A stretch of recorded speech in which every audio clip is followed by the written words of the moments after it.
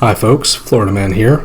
Today we begin part 4 of the Basics of Turkey series, which will focus on the middle game. As the title of this video implies, around this time Turkey is usually focused on absorbing the remains of one of its neighbors, and moving on to the next target. Hence the name, Basics of Turkey, Siege of Vienna. In real life, there were 2 sieges of Vienna, but they have a fair amount in common. They were attempts to take an important part of the Habsburg Empire. They would have allowed the Ottoman Empire to position for further invasions of Europe, and the Habsburgs won both fights. Frankly, if they hadn't, Europe might be a very different place right now. So, I'm assuming a successful first couple of years here, and I'm assuming that one of your neighbors is either dead or on the brink of death. From here, where do you go? Well, first bear in mind that I tend to think that whoever you worked with early on as Turkey, you usually stick with them.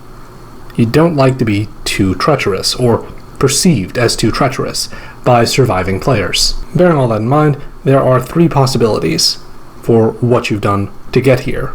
Either you went after Austria first, you went after Russia first, or you went after Italy first. If you went for Austria first, you really may have participated in a siege of Vienna. You're probably in an alliance with Russia. In that case, the typical result is that you're going to keep going west and start fighting against Italy.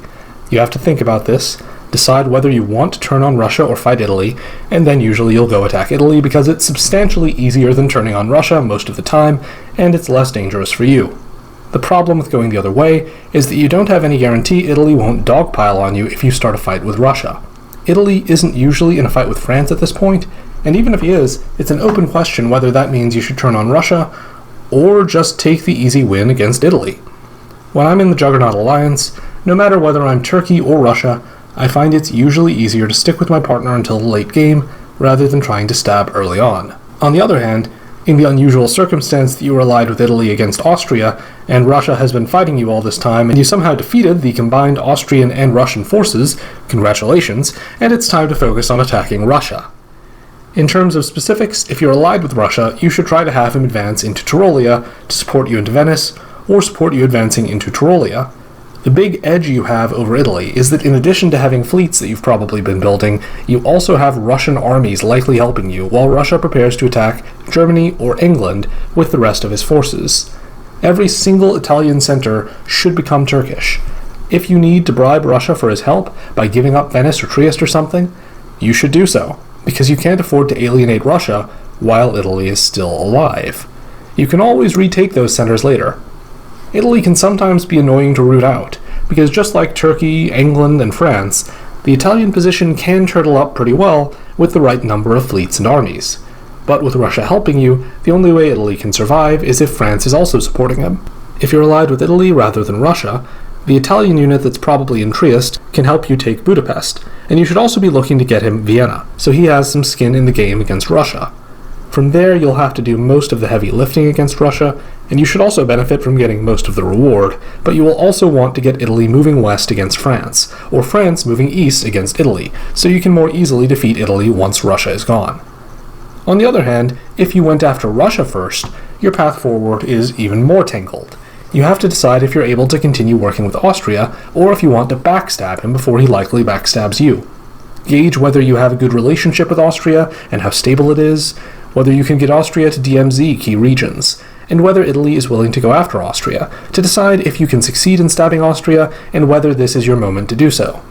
If you do stab Austria, you almost have to have Italy or Germany on your side to succeed, unless Russia is still alive and willing to assist you.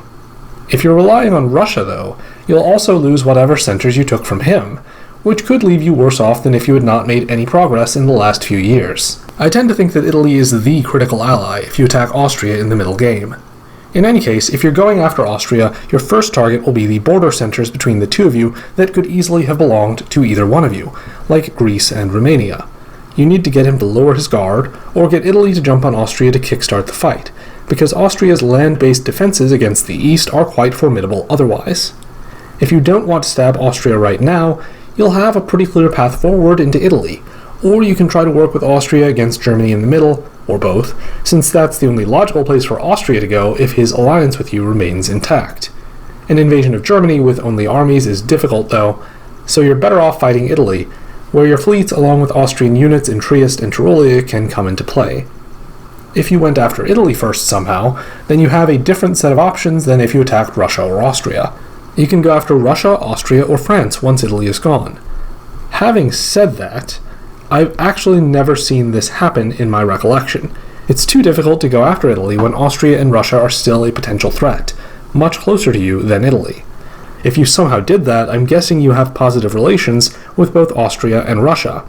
If that's the case, your natural next step is to continue west against France, basically attacking along the same lines as if you were Italy. If you don't want to attack France, I'd probably recommend attacking Austria. That allows you to hold any centers you gain in a continuous group that's connected and defensible, rather than expanding in 2 or 3 different directions, which tends to make your new centers less defensible. Regardless of who you're attacking, I'm going to assume for the purposes of the next video that you win your fight. Once you've more or less defeated 2 powers, you'll be done with the middle game.